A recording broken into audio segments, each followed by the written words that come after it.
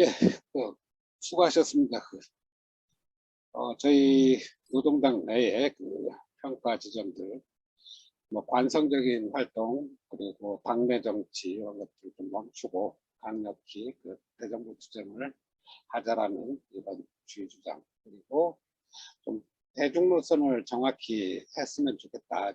우리 당이 활동가 정당인지 아니면 전위정당인지 이런 문제제기들이 있었습니다. 그리고 마지막으로 윤석열 정권 타도 투쟁으로 우리가 좀 집결하자라는 취지의 발제였다고 생각이 듭니다. 예, 그다음 마지막 발제, 네 번째 마지막 발제는 생태평화위원회 이근선 위원장님께서 노동당 무엇을 할 것인가 라는 주제로 발표해 주시겠습니다. 박수로 맞아 주십시오. 네, 반갑습니다. 이근선입니다. 저는 윤석열 정권이어서라기보다는 우리 노동당 항상 그런 상황이었고, 우리 노동자, 서민들, 민중들은 여전한 그 입장이 있다.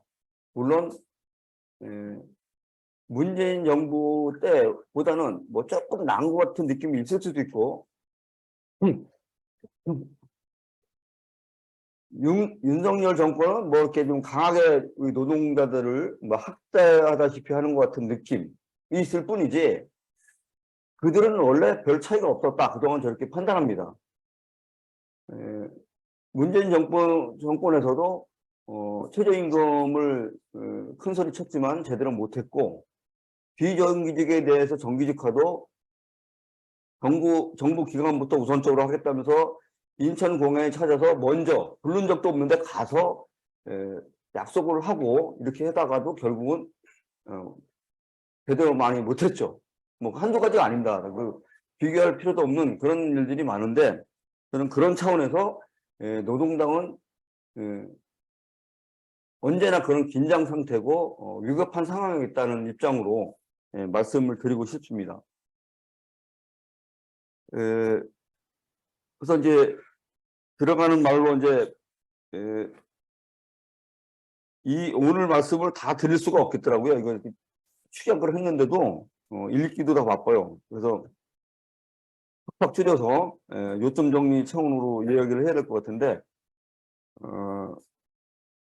먼저 이제 재밌게 한번 봤어요. 인터넷을 뒤져봐서. 전에도 내가 자료를 갖고 있었는데 어디로 간지 모르겠어요. 그래서 노동당이라는 이름을 전 세계에서 얼마나 쓸까? 그래서 뒤져봤더니 굉장히 많아요. 여러분들도 그 인터넷에서 세계 노동당 아니면 노동당을 치면 쭉 나열되어 있습니다. 그래서 찾아보시면 될 텐데, 브라질만 있는 게 아니고 전 세계적으로 31개국에서 노동당이라는 이름을 다 쓰고 있는 나라들이 있습니다. 그리고 그렇지 않고 노동당이라는 이름이 들어간 나라들 또는 그런 정당이 11개국 정도가 나타나고 있어요. 물론 더 뒤지면 더 있겠고 역사는 더 알아볼 수 있습니다. 제가 이 말씀을 드리는 것은 노동당이라는 이름이 전혀 이상한 이름이 아니다. 여전히 얘기하시는 분들도 계신데, 노동당이 잘 나가면 그런 얘기가 안 나와요. 안 나가니까 이제 당명 얘기를 자꾸 하는 분들이 계신 것 같고, 또 한 가지는 얘가 여기도 자료가 있지만 스웨덴 사회민주당 같은 경우는 창당한 지 134년이 됐습니다. 인터넷에 그 기록이 돼 있고, 1932년부터 2006년까지 65년 동안 집권하면서 현재의 스웨덴 정치 체제와 복지 모델을 확립하는 데 많은 기여를 했다. 이렇게 기록이 되어 있습니다. 또한 아일랜드 노동당은 1912년에 시작해서 2024년까지에서 111년이 됐습니다. 이렇게 이름 하나로 쭉 가는 겁니다. 뭐 브라질 노동당도 뭐 아시겠지만, 그래 여하튼 이렇게 당명 하나로도 100년 이상 가고 있는데 우리는 그냥 바꾸려고 해요. 자우지간에. 이게 좋은 것이냐 뭐 이런 생각을 한번 또 이야기해보고 싶어서 말씀을 한번 드렸습니다. 그러면 지금 우리 노동당은 어떤 이야기들을 해야 되나 이런 생각이 드는데, 지금 보면은 회의 때마다 뭐 당원당규 소위원회 통해서 무슨 내용을 바꾸자는 것들, 규정을 바꾸자는 게 수시로 올라오고 있습니다. 저는 그런 것 때문에 당이 안 돌아간다고 생각하지는 않습니다. 물론 잘못된 게 있으면 고쳐야겠죠. 근데 그게 중요하지 않다고 보는데 굉장히 우선식이 되고 있다. 특히나 지난 대선에서 투표 결과가 예상은 했지만 그래도 그것보다 더 참혹했습니다. 그 자료를 보면 정의당 심상정이 2.4, 국가혁명당 허경영 0.83, 진보당 김재현 후보 0.11%, 기본소득당 0.05%, 노동당 이백윤 0.02%입니다. 그 투표를 하신 분은 9,176명입니다. 그런데 우리 당원 수를 보면 지금 10,000명이 넘고 있습니다. 당원 수보다도 안 된 거죠. 만약에 당원의 가족도 했다든지 막 이렇게 된다면 몇 배가 늘어날 수 있는데 그것조차도 거꾸로만 당원들도 다 찍지 않았다. 이렇게 분석이 될 수 있는 상황입니다. 이럼에도 물론 평가는 했습니다만 예상을 해서 그런 건지 아니면 윤석열, 이재명의 박빙 때문에 그럴 수도 있겠다고 생각해서 그런지 모르지만 저는 철저한 반성이 안 되고 있다고 봅니다. 이런 반성을 기초로 해서 당이 무엇을 할 것인가 고민을 했어야 되는데 그렇지 못하고 있다. 특히 노동당이 최근 들어서 사회주의 정당을 하겠다. 사회주의를 해가자. 사회주의를 추구하는 것을 많이 표방했고 지난 대선 때도 굉장히 많이 표방을 했습니다. 그런데 놀라운 사실은 대선 때 사회주의는 이런 거야 하고 공약을 통해서 그러니까 맛은 볼 수 있었지만 우리 당원들 간에 토론을 하고 우리 노동당이 앞으로 추구할 사회주의는 이런 것이 하고 공문화에서 논의돼서 정리된 게 없습니다. 지금. 우리는 어디로 가야 될지도 모르면서 열심히만 하자고 그러는 거가 되는 거죠. 그러면서 문구 하나하나 고치고 있어요. 세월 좋습니다. 저는 이렇게 생각합니다. 답답한 거예요. 그런 게요. 이제 당이 망할지도 모른다는 위기감이 있어야 되는데 그런 것이 너무 없다. 원래 이런 거야? 이러려면 저는 안 했습니다. 사실은. 조금씩이라도 발전되기로 했지만 풍파가 있었지만 다시금 복구된다고 저는 바라보고 지금 하고 있는데 너무 이런 걸 보면서 답답한 느낌이 드는 겁니다.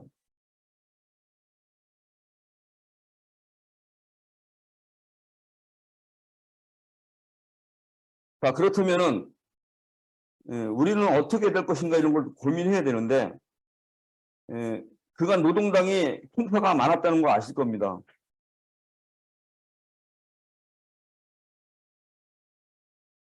왕창 몰려서 진보신당에서 노동당으로 바꾸고 나서 왕창 떠나고 또 사회당이라는 당과 합쳐서 열심히도 했죠. 그러다가 대표단까지 다 장악을 했어요. 근데 거기서 또 의심을 부려서 당명을 뭐로 바꿔달라 이래가지고 그게 안다니까 탈당을 해버렸습니다. 노동당이 이렇게 만만한 데였어요. 그동안 보니까. 그럼 앞으로도 또 이렇게 논쟁만 하다가 이런 식으로 끝이 날 것이냐? 이래서는 안 되지 않겠냐? 저는 그런 답답함이 또 드는 것이죠. 당명 개정에 대해서도 저번 선거 때 보니까 잘못 알고 있는 분들이 많아요. 당시에 2020년 2월 5일 날입니다.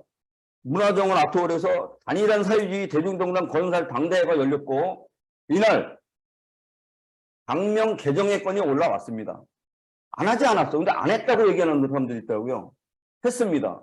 그래서 뭐 간략하게 말씀드리면 지금 공동 당대표로 계신 이종혜 동지께서 안건 대표 발의를 해서 발의도 해주시고 13명이 안건 발의자로 올라왔습니다. 그 과정에 당명을 사회노동당으로 하자, 약칭은 노동당으로 하고 로고는 현재 로고를 사용한다, 이런 이야기도 나왔었고요. 노동당을 평등사회당으로 바꾸자는 의견도 나왔었습니다. 쭉 넘어가서 원안인 사회노동당 찬반 투표를 했는데 토론도 하고 다 했습니다.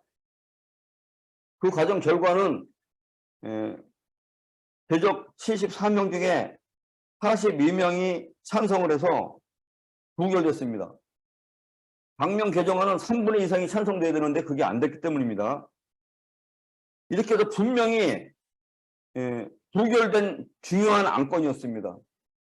근데 그때 이야기들이 뭐라는 얘기 있었냐면, 변혁당 분들은 당명을 잃어버렸습니다. 그리고 둘이 합쳤으니까, 두 당이 합쳤으니까 새로운 당명을 가져야 되지 않겠습니까? 등등 설득을 했습니다. 그래서 처음에는 우리 노동당은 이런 식으로 당명을 바꾸거나 하지 않는다. 당원의 여론조사, 토론회, 공모 등등 여러 가지 과정을 거쳐왔다. 그렇게 쉽게 바꾸지 못했다. 그런 과정이 있어야 된다. 그것이 민주화라고 본다. 이런 얘기도 계속 나왔어요. 그러다가 나중에는 우리 노동당의 원래부터 노동당이었던 당원 동지들도 그 당명 바꾸는 걸 찬반에 토론도 하고 표결도 해 주셨습니다. 근데 그 결과가 나온 겁니다. 74명과 42명. 그래서 분명하게 부결된 사안입니다. 이런 중요한 사안을 다시 또 논의를 하자고 얘기들이 나오고 있는 겁니다. 저는 이런 논쟁만 하고 있다가 말 거냐 하는 생각이 듭니다. 답답함이 지금 앞서고요. 이걸 떠나서 이제 이런 근본적인 답답함을 앞에 두고 그래도 우리는 무엇을 어떻게 할 것인가 라는 생각을 합니다. 저는 첫 번째는 당원 화합을 통한 조직 강화비 안정화라고 보는데, 예를 들면 이겁니다. 내가 주장하는 또는 우리 조직이 당내 조직입니다. 그 조직이 주장하는 이게 안 되면 무조건 안 되는 거야. 이런 식으로 가면 과거처럼 분열이 난 결과가 있습니다. 역사 속에 다 남아 있습니다. 그런 것들이. 그렇다면 거꾸로 말하면 상대방이 어떤 생각을 갖고 있는 것인가 들어주려고 하는 것이 더 중요하다는 거죠. 내 주장을 강하게 피력해서 관철시키려고 하는 것보다는. 그래서 대화를 잘하는 것은 상대방의 의견을 많이 최대한 청취해 주는 것이 대화를 잘하는 거라고 이렇게 되어 있습니다.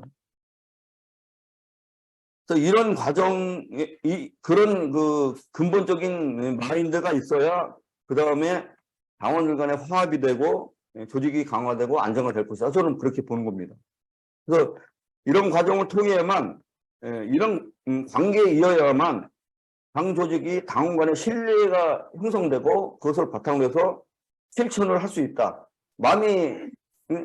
같은 마음이 들어야 어디 집회를 가자라든지 선전전을 하라든지 뭘 하자고 할 때 참여하고 같이 행동하지 않겠냐 이거죠.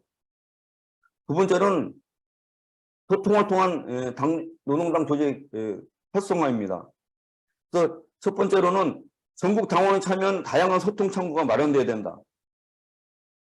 이거는 또 한 가지 이런 것도 있습니다.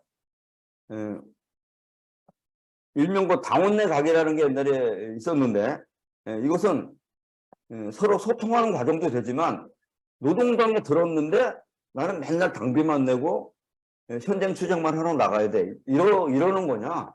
아니라는 겁니다. 서로 친한 관계도 갖고 누가 음식점을 하면 가서 팔아주는 것도 중요하다는 거예요. 이왕이면.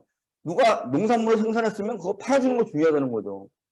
농민들은 농협 통해서 등등 이렇게 하면 마진이 좀 많이 없대요. 어떨 때는 손해보는 경우가 많대요. 그래서 직거래가 굉장히 유리한 방법이 많고 등등 합니다. 그래서 저는 이런 것들에서 노동당 당원 중에 세탕, 생산, 유통, 영세 소상공인, 음식점, 어떤 조그만 사업자, 농업에 종사하시는 분들, 이런 분들을 서로 공유해 주자. 그리고 그때 또 이제 당원 내 가게 지도 이런 걸 했었어요. 옛날에도. 그 지도를 만들어서 부산에 가면은 누구네가 뭐를 팔고 있어. 무슨 음식점을 해, 뭐 이런 식으로 알려주는 거예요. 이왕이면 거의 찾아간 거죠. 얼굴도 한번 보고 음식도 팔아주고 동네 이야기, 그쪽 동네 당원들 이야기도 듣고 이러는 거죠. 예를 들면 그렇습니다. 또는 뭐 안 쓰는 물건을 일상적으로 방 홈페이지나 뭐 이런데 또는 우리 텔레그램 방 이런데 공유하면서 이거 누가 가져가 아니면 싸게 팔게 뭐 이런 것들. 그다음에 뭐 당원들이 이제 생일마저도 친한 사람끼리만 겨우 이렇게 문자도 보내고 그러는 것 같아요. 좀 조금 더 넓게 가져보자 그런 것들을. 그리고 당원이 가입하면 최소한 중앙당 대표, 사무총장, 그다음에 시도당 위원장, 사무처장, 뭐 이 정도, 그다음에 해당 당협위원장 이 정도 분들은 반가입해서 고맙습니다. 같이 잘해봅시다 등등. 한번 만나요. 뭐 등등. 이런 문자 한번 보내야 되지 않겠느냐. 들어와. 말아도 아무 관심도 없어요. 그럼 재미있겠습니까? 당원도 없으면서 진짜 배가 부른 것 같아요. 그런 모습이 가끔 보여요. 예를 들면 그렇답니다. 저는 이제 지금 이런 예는 여러분들이 계속 상상력을 가지라고 말씀드리는 거지 이게 정답이라는 뜻은 아닙니다. 두 번째는 각 시도당이 분기별로 당원 만남의 날 행사 갖자. 월별로 하긴 너무 벅차다고 보고 일단 분기별 3개월에 한 번 정도, 아주 길면 뭐 6개월에 한 번, 다 좋습니다. 그래서 뭐 회의만 하는 것이 아니고 토론회, 학습, 야외, 등산, 관광, 체육대회, 뭐 전시회, 뭐 사진, 그림, 뭐 기타, 그다음에 먹자 모임 뭐 이런 것도 좋습니다. 당원들이 준비한 공연을 보러 간다든지 같이 영화를 보러 간다든지 뭐든지 좀 만들어서 당원들의 취향에 맞는 것을 찾아가면 되겠죠. 그런 것도 좀 해야 되지 않느냐. 기본적으로 이제는 안 하면 안 된다고 저는 보는 거예요. 이런 걸 해줘야 아까 말씀드린 그런 것들 관계 형성이 되고 친해지고 신뢰감이 쌓이고 실천할 수 있는 동력이 나온다. 이렇게 보는 겁니다. 그러나 이런 것들은 몇몇 사람이 착송광으로 짜지는 말아라. 지금 여러 당원 모임을 하고 싶은데 등산을 갈까요? 뭘 할까요? 다 물어보는 거예요, 같이. 그래서 그것까지도 참여도를 높여서 움직이는 것들, 이런 것이 중요하다고 봅니다. 또 한 가지는 세 번째, 단순한 정치 단체를 넘어서 더불어 함께 공감하면서 하는 공동체로 가자. 그래서 뭐 생일 챙겨주는 것부터 정교사 챙겨주는 것 등등. 정말 동지라고 동지애라는 말을 쓰는데 진짜 가족처럼 될 수 있는 정도로 친해보자 이거죠. 물론 당원들 간에 그런 분들 좀 있죠. 서로 있긴 있는데 그게 점점 폭이 넓혀보자. 그리고 많은 사람을 좀 알자. 이런 겁니다. 큰 세 번째로 의제기구 활동 강화입니다. 우리 노동당에는 현재 장애인위원회, 문화예술위원회, 노동자 정치행동 생태평화위원회, 국제평화통일위원회, 기후정의위원회 등의 의제기구들이 존재하고 있습니다. 그나마 좀 많이 있어서 좋아요. 크게 더 활성화되지는 않았지만. 그래서 제가 여기 쓴 거는 순서대로 먼저 이제 발족된 순서대로 이렇게 적어본다고 적어봤는데 장애인회도 좀 약하고요. 문화예술위원회는 그동안 봤을 때 그래도 제일 활동적인 것 같아요.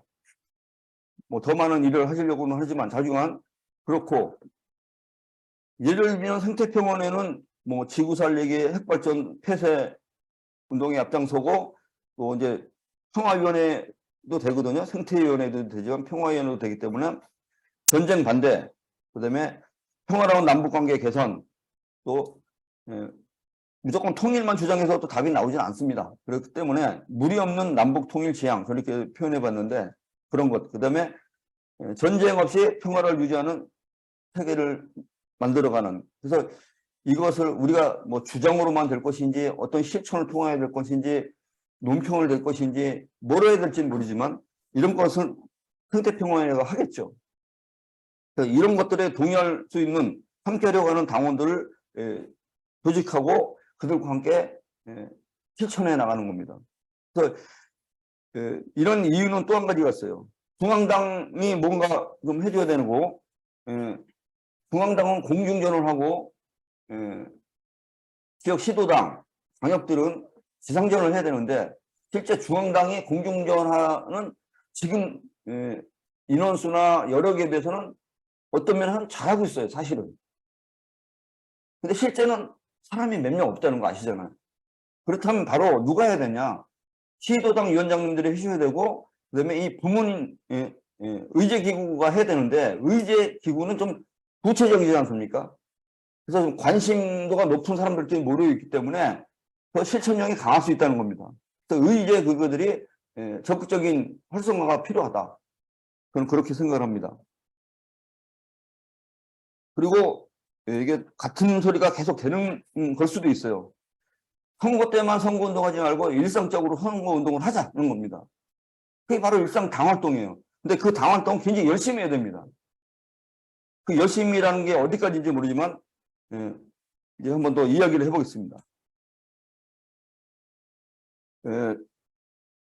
선거 때는 후보가 있어야 됩니다. 근데 선거 때 앞두고 후보 발굴해서 별로 답이 없습니다. 준비 안 된 후보가 뭐 그냥 당 이름 알리러 나가는 정도, 여기에 국한될 수 있고 발전이 없고 몇 번 나가다 지쳐서 떨어져 나갑니다.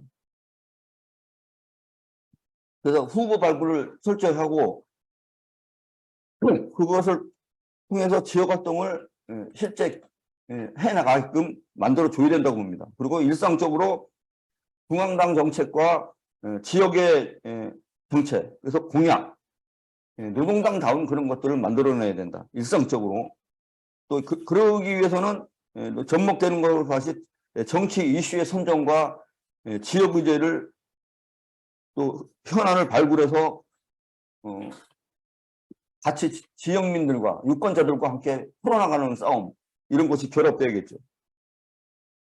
또 한 가지 5번째로 전 당원이 노동당 홍보요원이 돼야 된다, 이렇게 생각합니다. 중앙당 그다음에 시도당의 일부에서는 나름 인터넷 신문이든 작지만 이렇게 하고 있는 곳이 있는데 아직 미미하죠. 여튼 전국적으로 이런 붐이 힘들지만 해야 된다. 그리고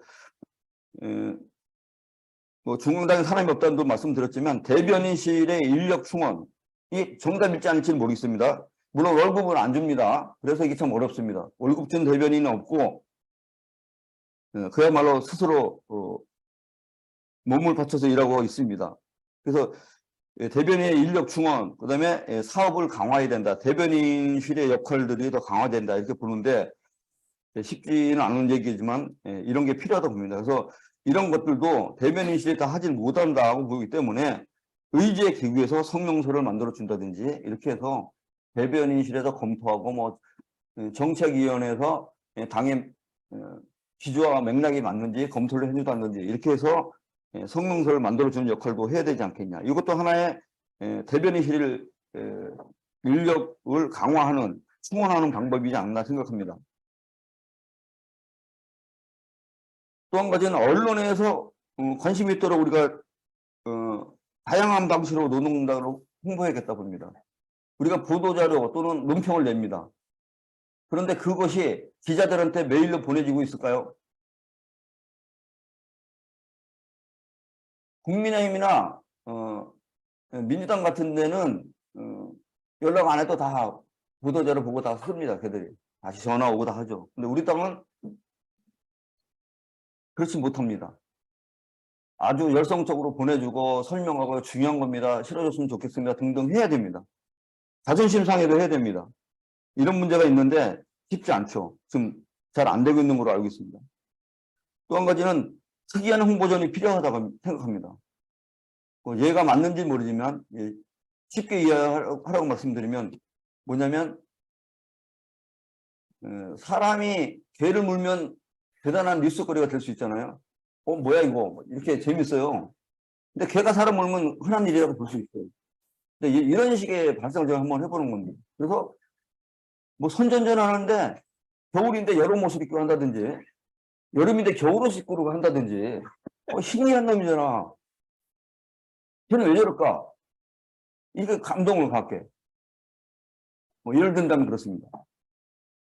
그 다음에 뭐 외국의 진보 정당들이 활동했던 방식인데 등자보, 우리 노동자에서도 많이 하죠. 그다음에 가방을 내면 또 안 보여요. 그러니까 가방 위에다 이렇게 하는 거죠. 손으로.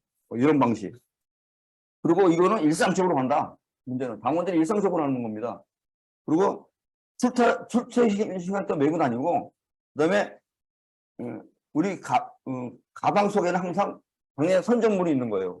그래서 내가 어느 역전 들어가면서 돌립니다. 나와도 돌립니다. 버스 기다리면서 돌립니다. 이런 식으로 열성적으로 해주면 저는 그 내용보다는 저 당애들은 참 진짜 열심히 하네. 도대체 뭘 어떻게 했겠다는 건데 하고 보지 않겠느냐. 감동하게끔 해줘야 된다고 생각합니다. 근데 그러기 위해서는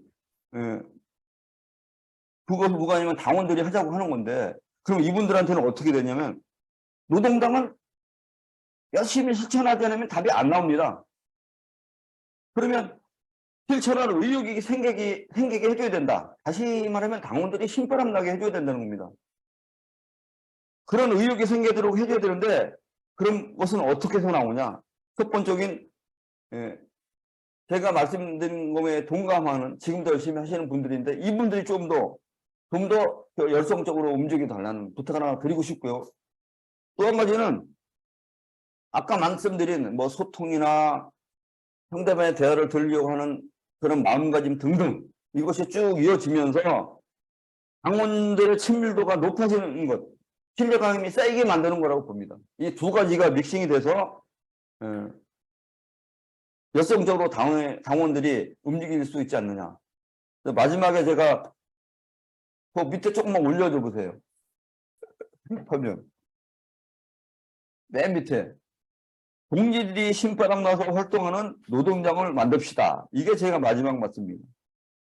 이것이 되지 않고 당내에서 논쟁이나 하고 있다면 이 노동당은 기댈 게 없다고 생각합니다. 고맙습니다. 예, 감사합니다.